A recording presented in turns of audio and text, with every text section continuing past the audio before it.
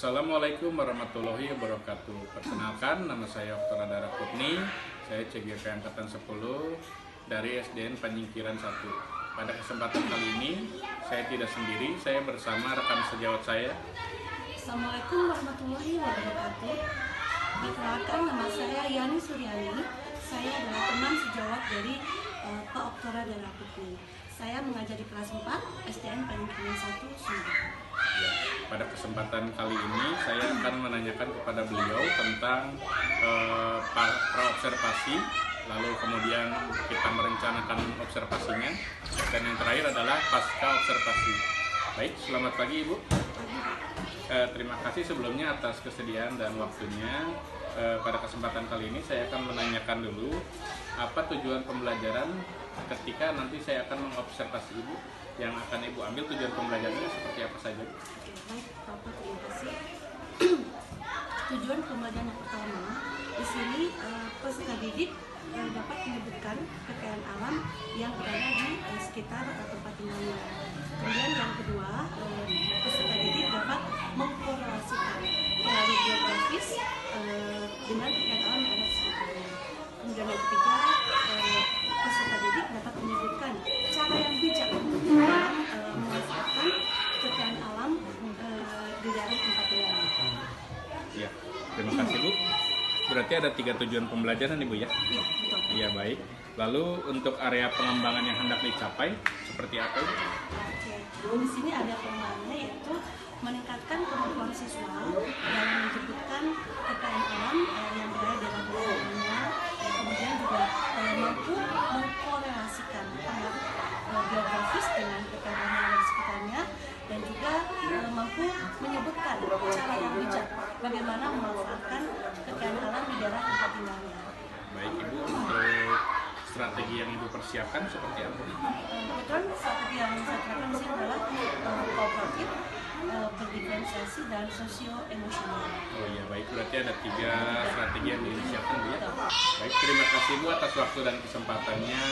Mudah-mudahan pada saat observasi dan pasca observasi Ibu diberikan kesehatan, kelancaran, dan juga kita bisa menyelesaikan sampai pasca observasi. Amin, Pak. Sekian dari saya, wabillahi taufiq wal hidayah. Wassalamualaikum warahmatullahi wabarakatuh.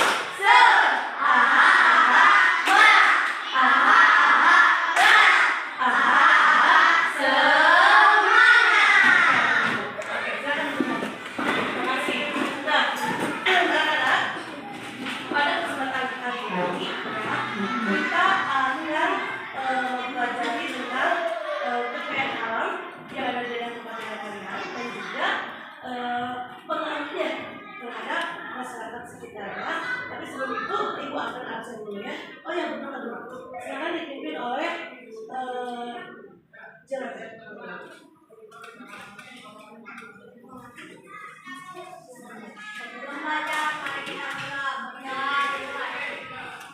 Baik, Ibu akan absen dulu ya. Siapa Bang yang nggak hadir? Namanya ada? Siapa yang nggak hadir?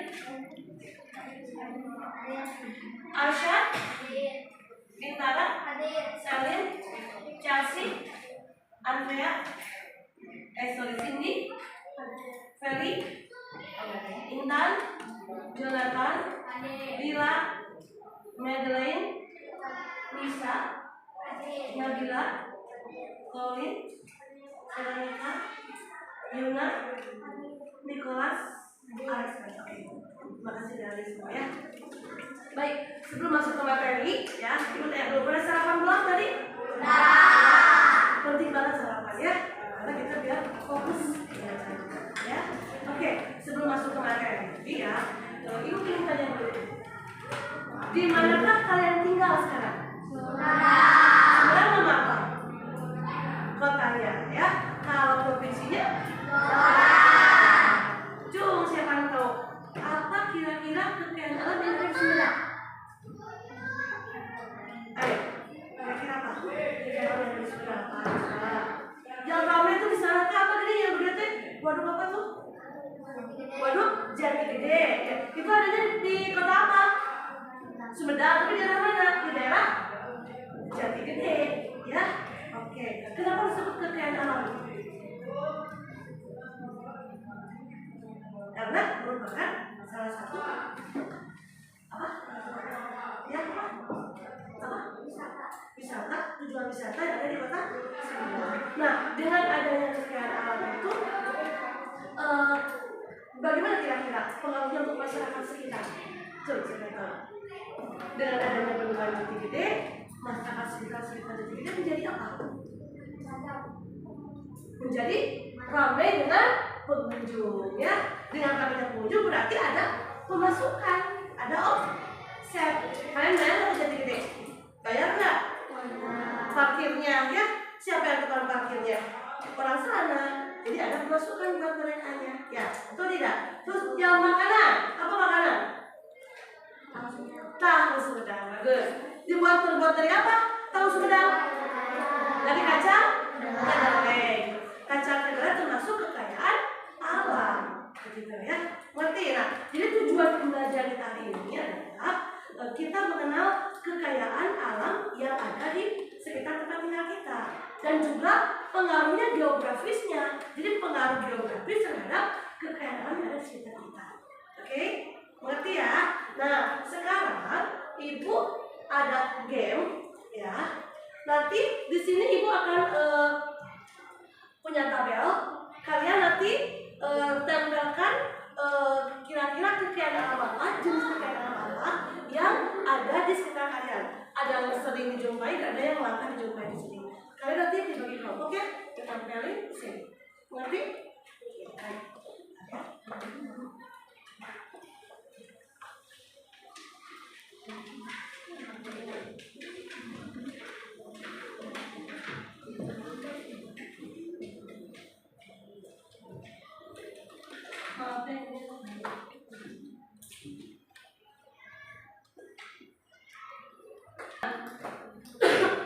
Kalian bakal bagi kelompok ya. Ini kelompok 1, kelompok 2, kelompok 3, kelompok 4. Nah, untuk kesempatan pertama ini terdapat dalam jumlah yang banyak.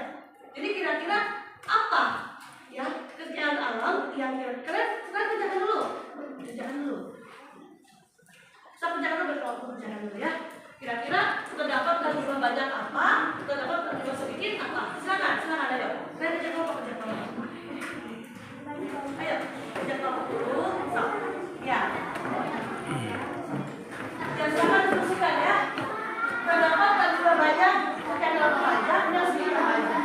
Ayo kerja kelompok dulu. Ya.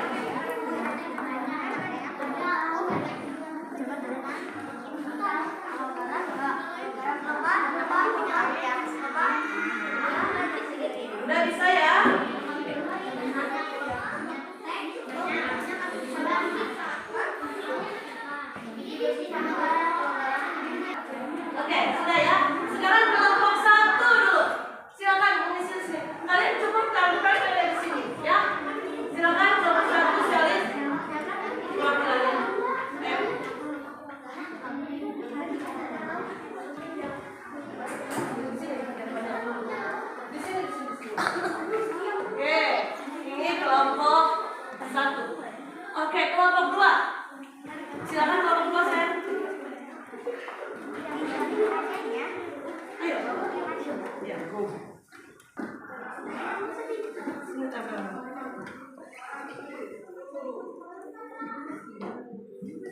Oke, lanjut.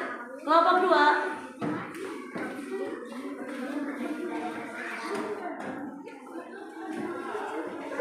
Yuk, kelompok 3.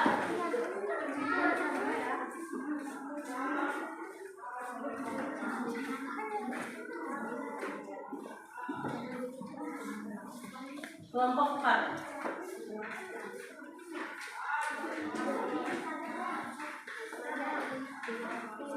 Oke, kita bahas satu-satu ya. Kita cek. Yang pertama, terdapat dalam jumlah banyak kelompok 1 menyebutkan padi. Betul? Betul.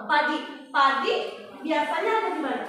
Sawah. Ada di sawah. Jadi ada di lingkungan pedesaan. Nah, jadi kita akan sekarang apa ya pengaruhnya, pengaruh geografisnya dari kekayaan alam sama mata pencaharian penduduk di sekitarnya. Apa siapa di sini? Dengan adanya kekayaan alam padi, ya berarti kebanyakan mata pencaharian seperti apa?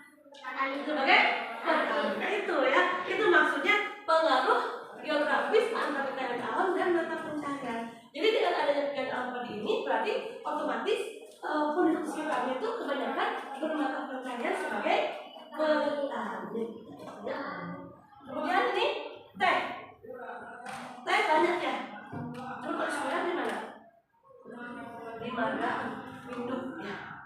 Kemudian, nah teh ini untuk apa? Untuk minuman, ya. Oke. Nah, dengan adanya perkebunan teh di sana, ini kan termasuk kekayaan alam. Nah, kira-kira pengaruhnya untuk masyarakat seperti apa? Membuka lapangan kerja sebagai pemetik teh, ya di Subang. Kemudian mana lagi yang ada bisa di Puncak. Kalian tahu pemetik teh suka pakai topinya gambar-gambar itu? Tahu? Nah, ibu tanyakan, kalau misalkan di perkebunan teh hawa udaranya seperti gimana? Sejuk ya, enak ya. Kan kalau yang lewat ke puncak itu sejuk ya, betul? Siapa suka lewat ke puncak? Coba lewat ke puncak, enak ya. Cuman jangan agak itu ya. Nah, oke. Kemudian ini air. Nah, ini dimanapun pasti ada di setiap tempat tinggal, ya. Air begitu pentingnya buat kehidupan kita. Coba bayangkan kalau tidak ada air. Bayang tidak? Kita bisa apa? Kita bisa dehidrasi. Lebihnya kita bisa mati. Ya. Nah, makanya kita juga harus bisa memanfaatkan kekayaan alam dan air. Contohnya di rumah aja. Coba siapa bisa tahu bagaimana cara kita memanfaatkan air? Apa? Mematikan keran setelah selesai digunakan. Apalagi coba? Nah, bawang putih termasuk kekayaan alam dari bidang pertanian. Coba apa itu manfaat bawang putih itu? Satu, sebagai bumbu masakan, rempah ya. Kedua, obat juga bisa ya, sebagai obat juga ya. Oke, kalian banyak jumpai di mana ini? Pasar beli ya. Ada di sana. Kalau banyak kita tuh di daerah Jawa ya. Kalau bawang putih. Baik, kita langsung ke ini yang jumlahnya sedikit, yang kira-kira di daerah kita tuh nggak ada ya. Oke, tebu itu bahan baku apa tebu? Siapa tahu? Tebu bahan baku gula apa saya? Gula pasir. Tebu itu jenisnya apa? Batangan. Tahu tebu tidak? Oke. Nah, ini kalau di IPA itu daun apa yang tulang daunnya itu sejajar ya. Tebu itu daunnya. Kemudian burung walet kita ada. Jarangnya ini sangat mahal sekali ya. Manfaatnya sangat untuk kesehatan ya. Kemudian danau. Nah, danau ada di kita. Kalau waduk itu danau apa? Danau buatan atau danau asli itu? Kalau waduk, danau buatan yang jadi gede itu danau atau maksudnya ke waduk? Waduk ya, ada buatan. Oke. Kemudian sagu, tahu sagu? Itu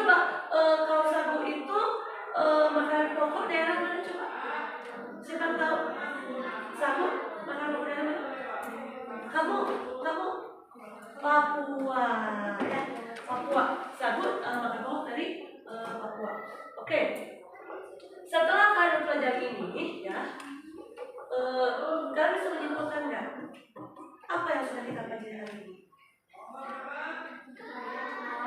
Kekayaan alam dan juga cara dan juga pengaruh yang ada, yang pengaruh dari kekayaan alam ini terhadap mata pencaharian dari penduduknya.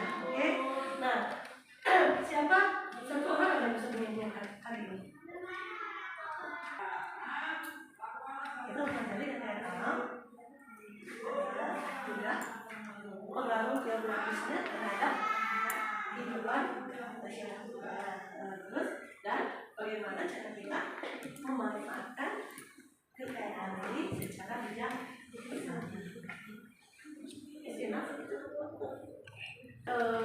Tutup saja pembelajaran kita hari ini. Terima kasih atas pelajarannya. Mudah-mudahan apa yang kita dapat hari ini dapat bermanfaat bagi kita ya. Tutup dengan assalamualaikum warahmatullahi wabarakatuh. Sampai jumpa lagi.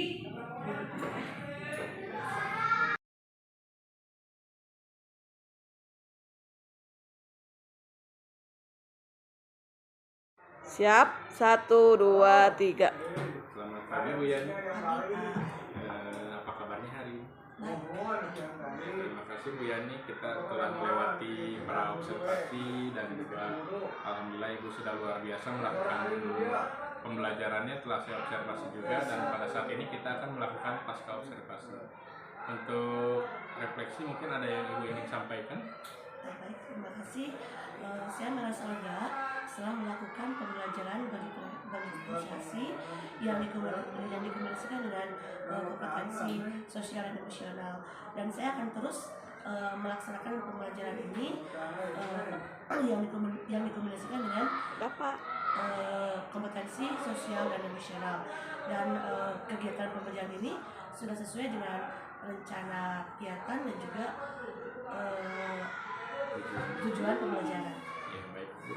Memang catatan saya sudah semuanya tercapai Bu ya. Rencananya sudah sesuai dengan yang direncanakan. Lalu pembelajaran berdiferensiasi ini sudah menggunakan dengan dikombinasikan KSE. Lalu rencana tindak lanjutnya akan seperti apa Ibu?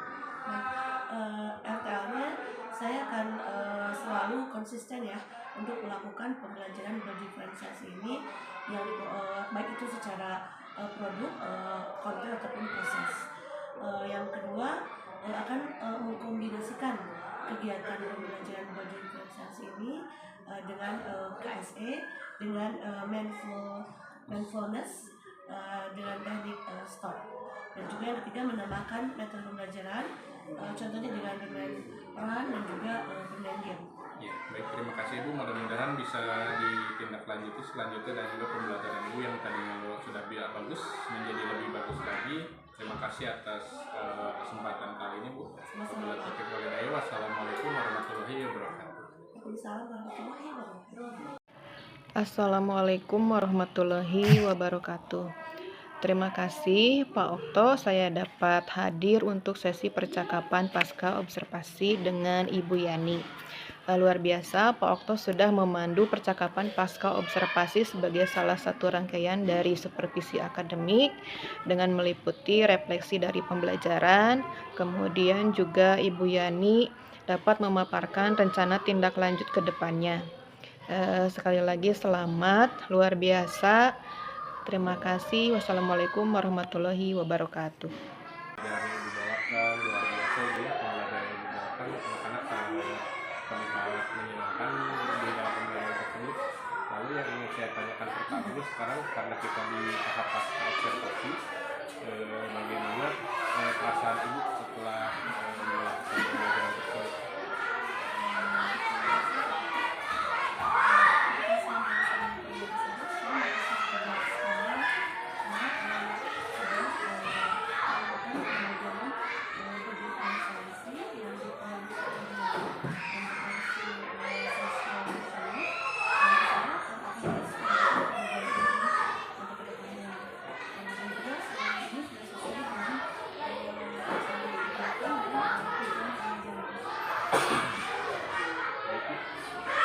Yang sudah saya catat kemarin dari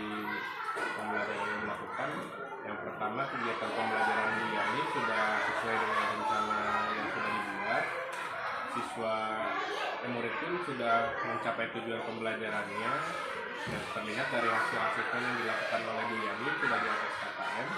Lalu Ibu juga sudah melakukan tindak lanjut pada siswa lagi yang belum mencapai KKM dengan memberikan kegiatan latihan atau tambahan. Lalu Ibu juga sudah berusaha konsisten melakukan pembelajaran dari preferensi dan juga mengkombinasikan dengan KSE dengan juga melakukan mindfulness melalui teknik STOP. Lalu Ibu juga sudah selalu optimis ketika melakukan perbaikan kegiatan pembelajaran berikutnya.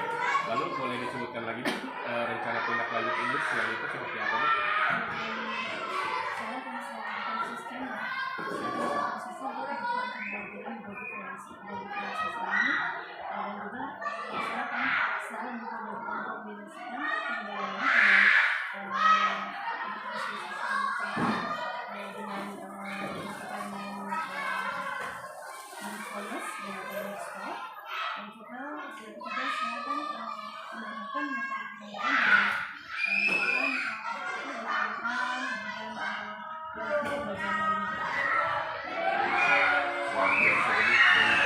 Untuk skala prioritas ini berarti sudah berapa persen dari yang semenjak Ibu observasi? Kira-kira sudah setelah tindak lanjut sudah berapa persen? Kan tadinya 60%, sekarang berarti sudah skala 0 sampai 100. 90% gitu. Lalu itu sekarang kita ke yang rencana pengembangan dari bagi Ibu ada di aktivitas pengembangan. Di sini saya menangkap pembelajaran bukan di kelas 4 ini mata pelajaran IPS. Aktivitas pengembangannya yang pertama meningkatkan kemampuan siswa dalam menyebutkan kekayaan alam yang ada di daerah tempat tinggalnya, itu sesuai Bu ya. Lalu mengorelasikan pengaruh geografis dengan kekayaan alam di daerah tempat tinggalnya, lalu menyebutkan cara yang bijak untuk memanfaatkan kekayaan alam di tempat tinggalnya, dan tujuan yang hendak Ibu capai, siswa dapat menyebutkan kekayaan alam yang ada di daerah tempat tinggal, lalu siswa dapat mengorelasikan pengaruh geografis dengan kekayaan alam di daerah tempat tinggalnya, lalu dapat menyebutkan cara yang bijak untuk memanfaatkan kekayaan alam di daerah tempat tinggalnya. Lalu saya ingin tanyakan adalah ukuran keberhasilannya seperti apa dari ketiga?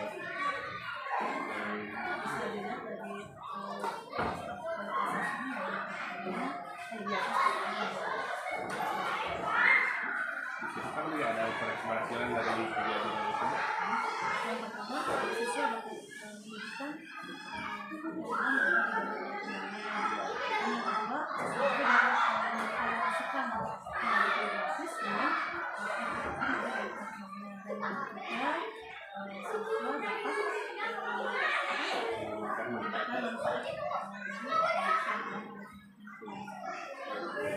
Ya, jadi saya lihat juga di situ ada pendukungnya.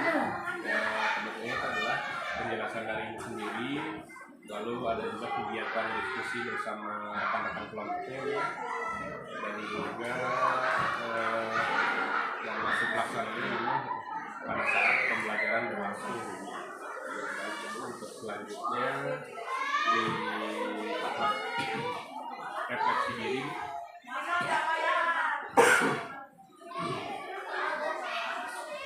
yang saya tanyakan adalah selama percakapan ini kira-kira apa yang Ibu rasakan selama di praobservasi, lalu observasi, dan sekarang pasca observasi, bagaimana perasaan ini setelah menjalani percakapan ini?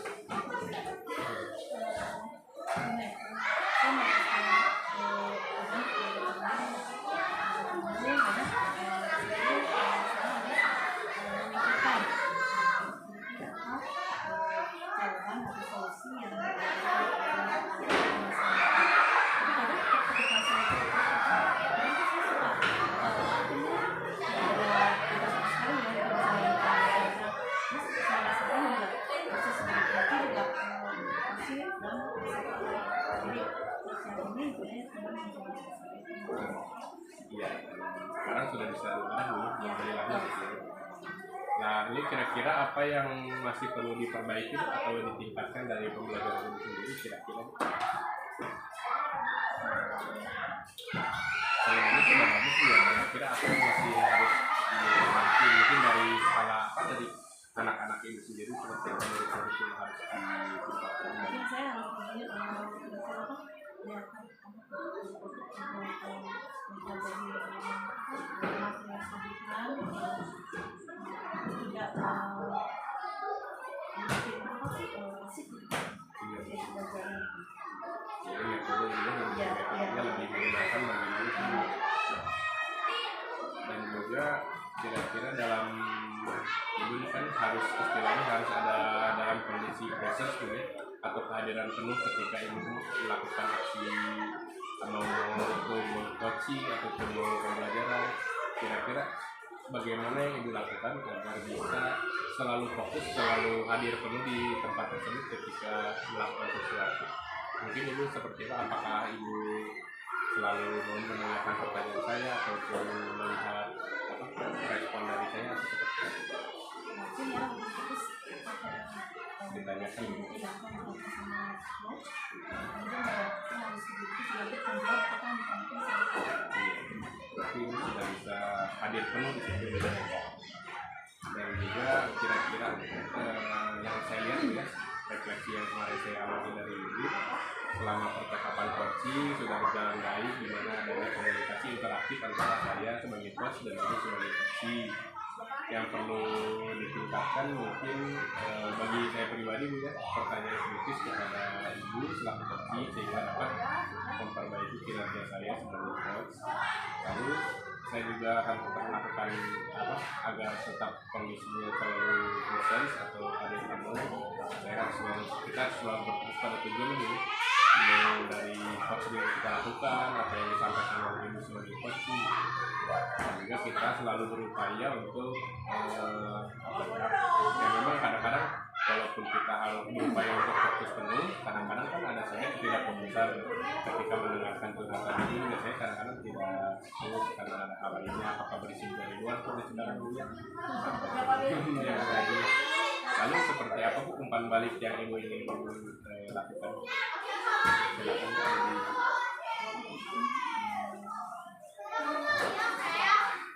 kira-kira yang dirasakan yang tadi di kelas sama ini umpan baliknya seperti apa? Apakah ibu masih canggung atau Iya. apakah Kadang kalau tuh dia bisa masih saya ini kadang-kadang suka ada canggung juga. Kesannya susah. mungkin selain karena canggung ngobrol tentang ini ya, tentang pembelajaran, canggung juga mungkin karena gender kita Bu ya, antara laki-laki dengan perempuan. Mungkin kalau perempuan dengan perempuan lebih enak curhat. Iya betul. Saya curhat gitu. Lalu selanjutnya kira-kira kesimpulan aja apa Ibu disampaikan aja oleh Ibu, kesimpulan dari awal Ibu tadi mengutarakan tujuan pembelajaran kira-kira ini kedepannya mau seperti apa nih pembelajaran selanjutnya gitu, bukan hanya tentang saya.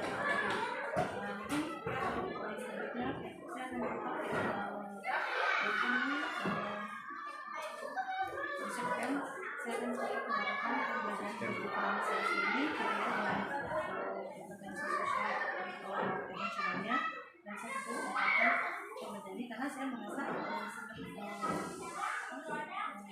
enak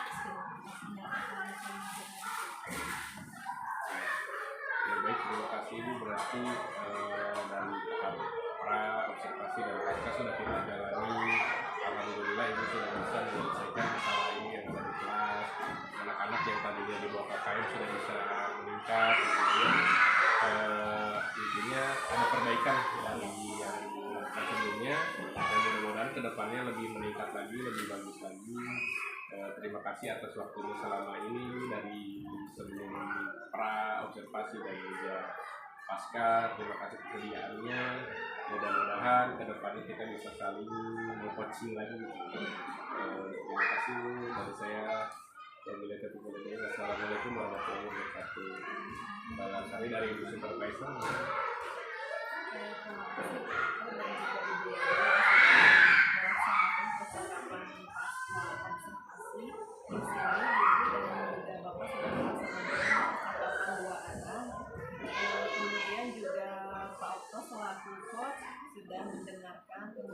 yang merangkum kata-kata dari Ibu Yani.